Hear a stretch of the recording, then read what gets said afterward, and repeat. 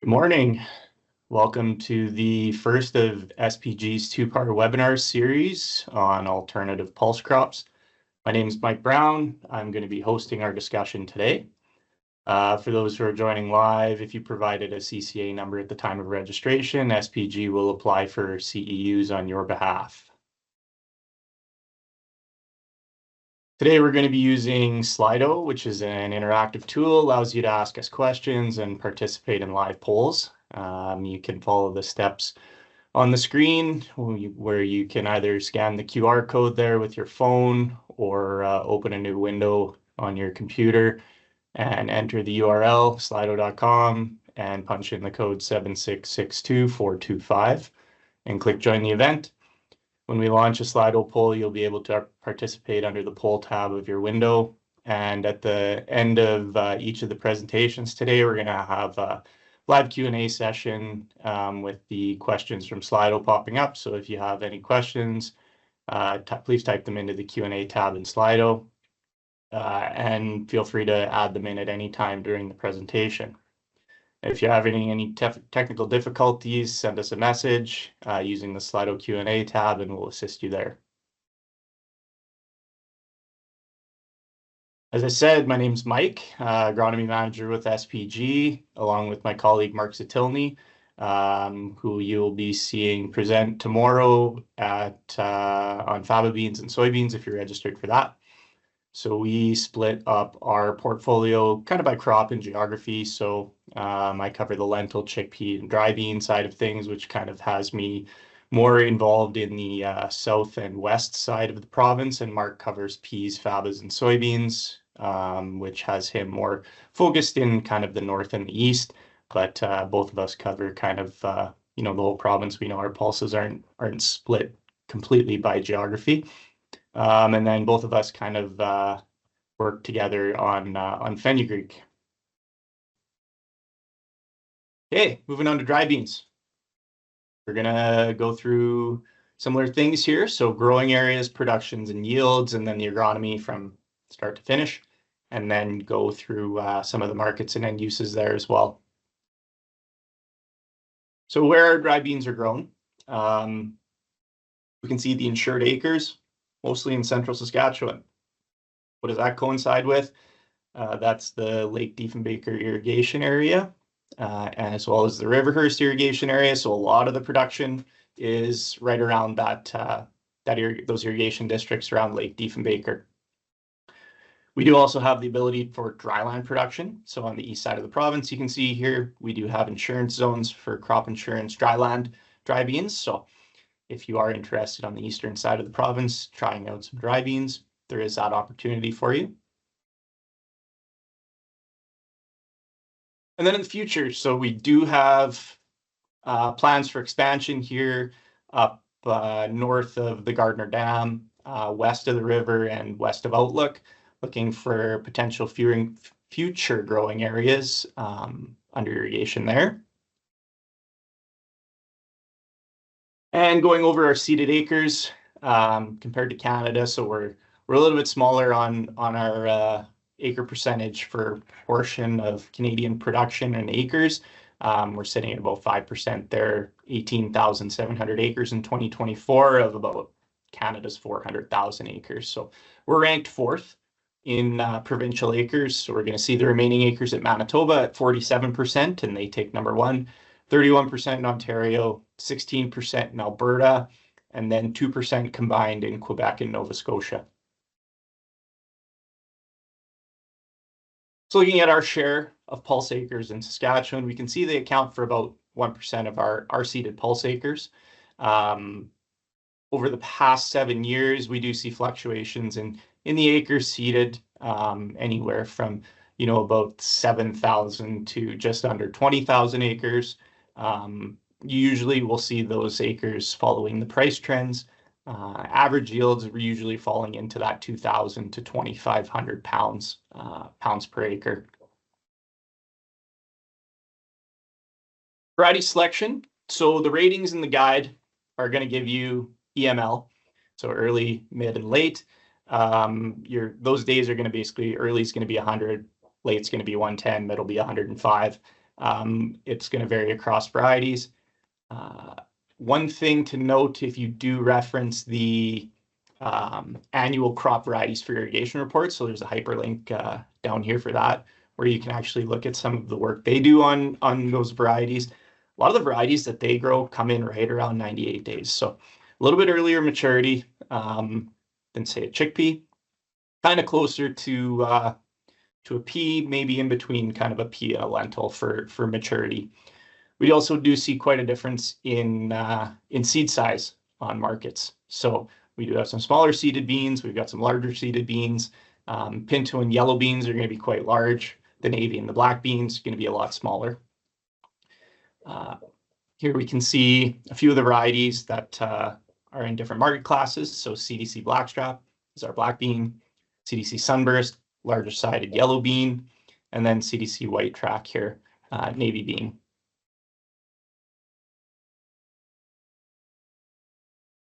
So going into the agronomy, target plant stands, we're a little bit different with the dry beans, depending on, market class and seeding equipment. So we've got potential for wide row seeding. We could also do narrow row conventional air seeders.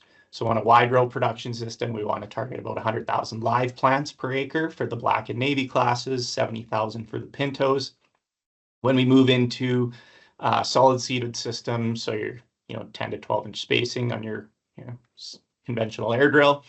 We're targeting about 150,000 live plants with black and navy and 90,000 for pinto. We get higher seed bed utilization with the row spacing, so we can bump the plants up a little bit more and not worry about as much interspecific competition that we get with some of the wide rows. When we're talking considerations for air seeders, we usually consider bumping those seeding rates about 20-25% to account for mechanical damage you may get when you're seeding. Depth, we target about 1.5 inches for seeding depth.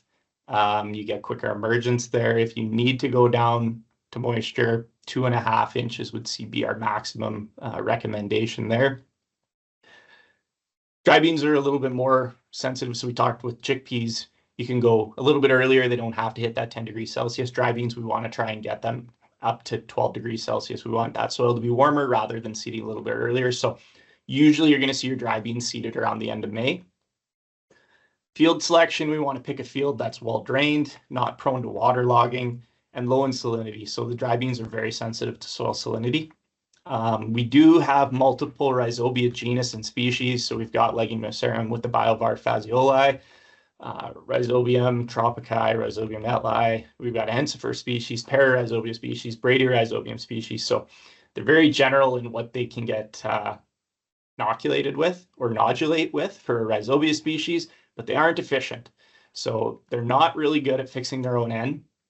So our recommendation with dry beans is to just fertilize with supplemental nitrogen and use that in place of dry bean inoculant. It's also very difficult to source dry bean inoculant. There were a few products on the market a few years ago, but as of now, it's a little bit thinner market to get your hands on that inoculant. And they are pretty big users of nitrogen as well too. So it's kind of tough to grow dry beans in it and expect them to fix a lot of their nitrogen when they're pulling over 4 bushels or 4 pounds per bushel for their use. Seed safe fertilizer rates, if you go and look at Alberta, Manitoba, and Saskatchewan, recommendations will vary by province.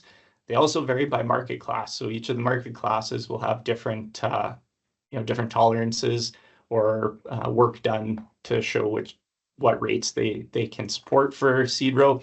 Generally, we're just going to say as a blanket statement, we want a side row or mid row band everything as much as we can with dry beans. Only a small amount of starter pea in the seed row maybe. For insects, we get a lot of the same ones we deal with in our other pulse crops. I guess as well with all other crops, right? Grasshoppers are pretty aggressive on everything. We do have a few different ones. Potato leafhopper and two-spotted spider mites. So those are ones you probably wouldn't see in some of our other pulse crops causing issues, but something to watch out for in our dry beans. Diseases, again, also similar with things like anthracnose, root rot, sclerotinia, and botrytis. We also have things that aren't common in our other crops, like bacterial blights and rusts. One note about bacterial blights, so when you're targeting them with a fungicide application, you're going to want to look for a product that contains copper because it's a bacteria and not a fungus. So you're looking for a copper-containing fungicide there. Herbicides were a little bit tighter on options with our herbicides.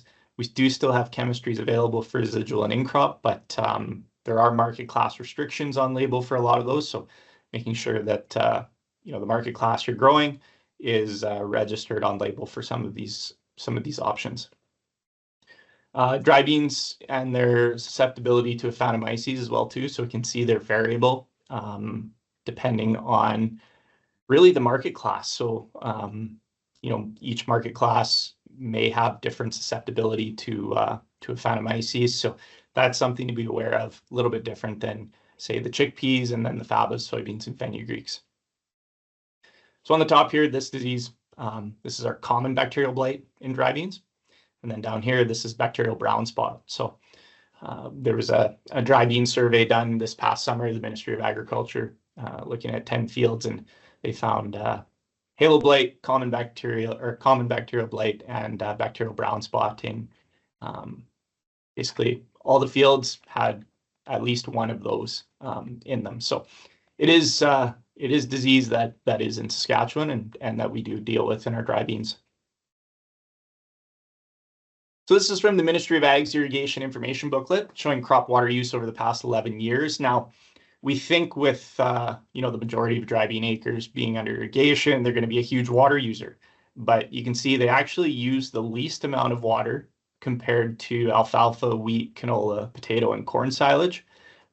It's just that the timing of the maximum water requirements when dry beans and its flowering and pod development stage, right in the middle of usually when we're going to be seeing July heat waves. So, it's kind of crucial to make sure that soil moisture profile in roughly that 30 to 60 centimeter range in the root zone for dry beans has adequate soil moisture for flowering and pod development. So, something to consider where dry beans probably wouldn't be a good fit in the Southwest where those types of precipitation events or that type of soil moisture holding isn't really there in kind of that mid to end of July. Moving into harvest, so couple, we talked about there was a wide row or solid seeding for that seeding option. You also have a couple different options depending on how you seeded the dry beans to how you harvest them. So knifing, pulling, undercutting is one way where basically the beans are just kind of cut or sliced below the soil surface. They're brought up to the soil surface, and then the roots can kind of desiccate, and then they're picked up and combined in a windrow. You can also use a conventional header, flex header, if you solid seeded them with your air drill. We want to look to combine at a little bit higher moisture. That leads to less risk of cracking seed coats. If you start going below 14%, you're going to be at a high risk for seed coat cracking. Also setting up equipment to minimize your earth tag and reduce the risk of cracks. So something like a wide wire concave, slowing your rotor speed down, and then check your sample. So as you're combining, grab 100 beans, do a soak test in a jar, coffee mug, something like that. Soak them for a few minutes and then check and see how many have cracks in the seed coat. We want to try and keep that below 10%. If you do see that seed coats are starting to crack, then we're going to have to make adjustments on the combining settings to try and minimize that, or maybe change when you're combining into maybe like the morning or the evening when humidity is a little bit higher. As far as specialized equipment goes, I would say the one thing you would probably want to have for beans is a belt conveyor. You run a conventional screw auger, you're going to beat those beans up pretty good, and they're going to, you run a pretty serious risk of seed coat cracking. So if you can combine directly into a truck and ship straight to a buyer, that's going to be the most ideal scenario. You're really minimizing handling there. as far as grading goes, so there's a few different grades here. We got 3 number 1s and then 2 3s and 4s. You see a number 1 select and number 1 and number 1 select would be the same when we look at damage for splits, foreign material, and contrasting classes. It's the grading factors within those two that are going to be different. So like a number 1 here, for example, is going to have tolerance of 0.1% heated, rotted, moldy. Number 1 select, that tolerance is 0.2%. So numbers are the same, but it's just tolerances within the classes of the grade. Safe storage lengths. So you can see if you can't ship it straight to the buyer, you need to store, you need to put it on farm and keep it for any length of time. Depending on the moisture content and the temperature of the seed, you can see how long we can store stuff for. So remember we said we don't really want to drop it below 14%. That's where we're going to run into risks of cracking seed coats on this side of things. There's even buyers that aren't really interested maybe in buying beans at that dry of a content for the seed. So our temperature is going to play our biggest factor here. So if we're kind of cutting off at 14% for the moisture, really you want to get it as cool as possible to maximize your safe storage if you're going to be prolonging any length of time. And then markets and end uses. So dry beans, again, relatively diversified in our export markets. UK and USA, roughly 45% of our exports last year, but we do see still a good amount of export into other markets. And then we can see the difference in bid prices too, depending on delivered to plant and the market classes there. So relatively good prices on the beans.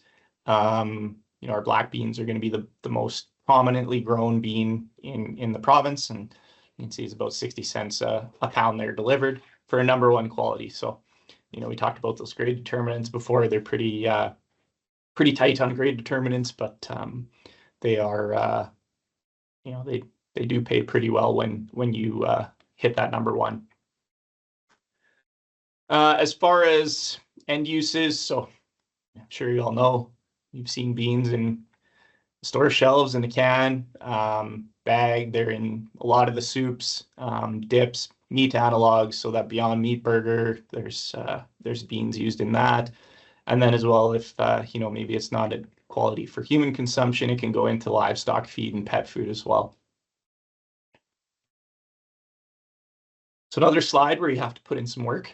Curious on what your opinions are in the barriers to increasing dry bean acreage in Saskatchewan. So we'll give this a few minutes and let participants put their answers in.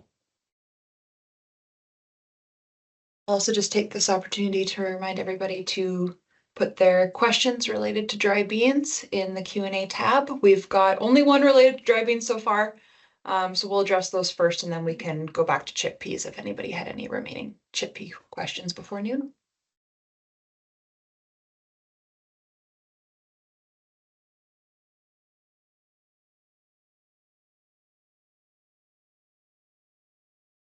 Yeah, irrigation.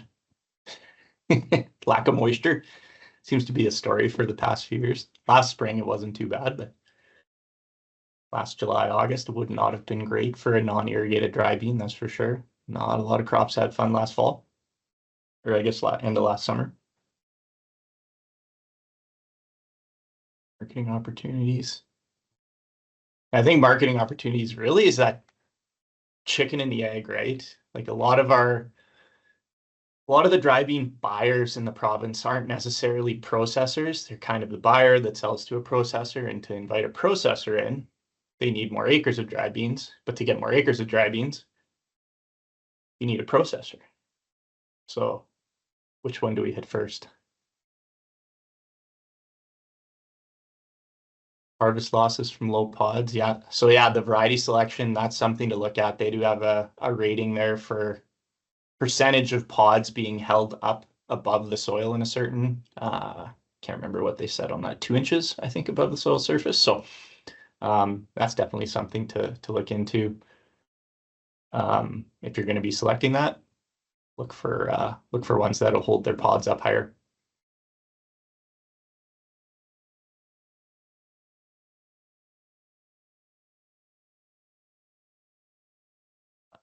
Neighbors think we're crazy. Aren't we all a little crazy though? Trucking, yeah. Insurance. I know. I think I saw a few SCIC people on here, so there you go. Agronomic knowledge, lack of education. And we do have a section on our website for growing pulses, and dry beans has its own section there, and we have fact sheets related to some of that stuff as well too, on chemistries available, um, inoculant options, fungicide options, herbicide options, that sort of stuff.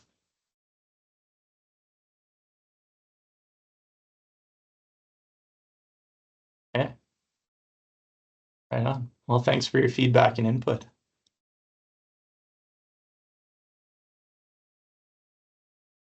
How wide is wide row spacing? Depends. So we've got planters out in that area around Diefenbaker. There's 15-inch planter rows. If you go into the United States, when they start doing, soybeans and stuff like that, even in Manitoba, 30-inch, 36-inch rows. There's some pretty wide rows. But I'd say anywhere 15 to 30 is what we would consider roughly a wide row.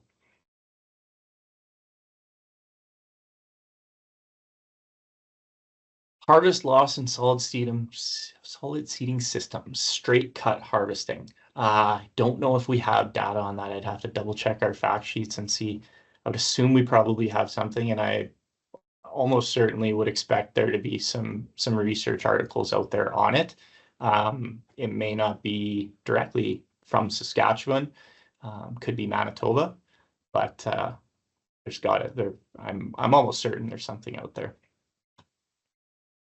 What market classes are better and which are worse for Aphanomyces? I'm not sure if we actually have that research available, or if that research has been done. I'd have to double check and see. I know Kirsten is on the webinar, so maybe I'll have to follow up with her and see if she's done any work. She was part of the breeding for a lot of the varieties that came out of the CDC. I know, I'll tell you this right now, there's an Aphanomyces species in Australia that affects dry beans but doesn't affect peas. So just be thankful we don't have that here.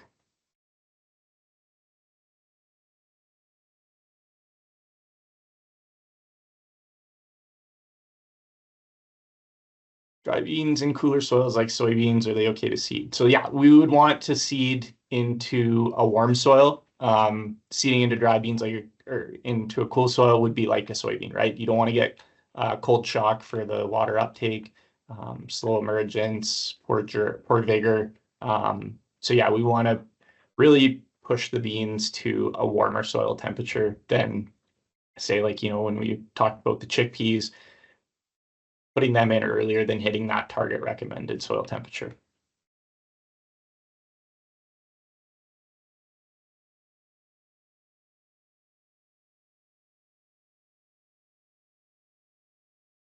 Blackening the soil before seeding beans with cultivation. Yeah, so that is, let's see, if you look at some of the main bean growing areas, that's going to be a recommendation for them. They'll say, usually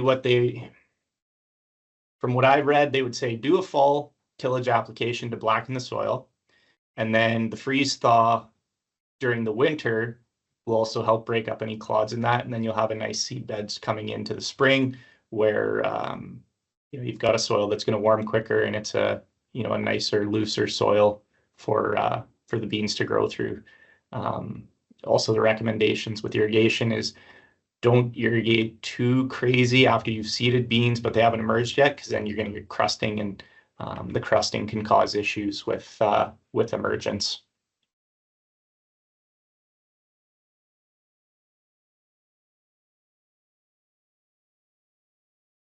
No more questions in the queue. Throw Mike Cool. some curveballs, guys. We got It's about 5 minutes lunchtime. left Everyone's here. like, just shut it down. I want to go eat.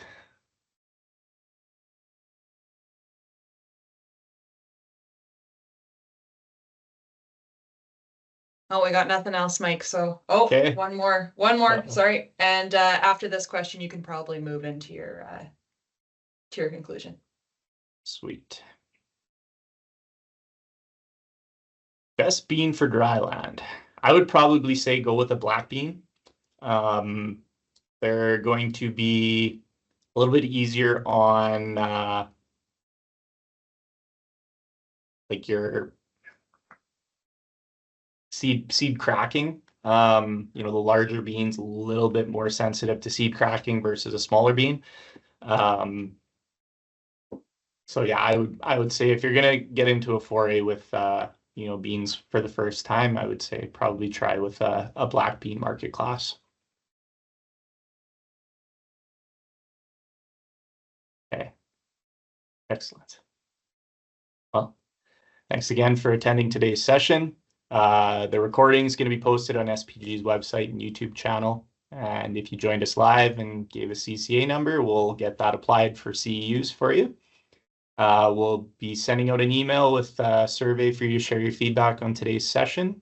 Your opinion helps us deliver valuable extension opportunities and continuously improve. Thank you everyone for joining. Have a great day. Enjoy lunch. Good luck this growing season.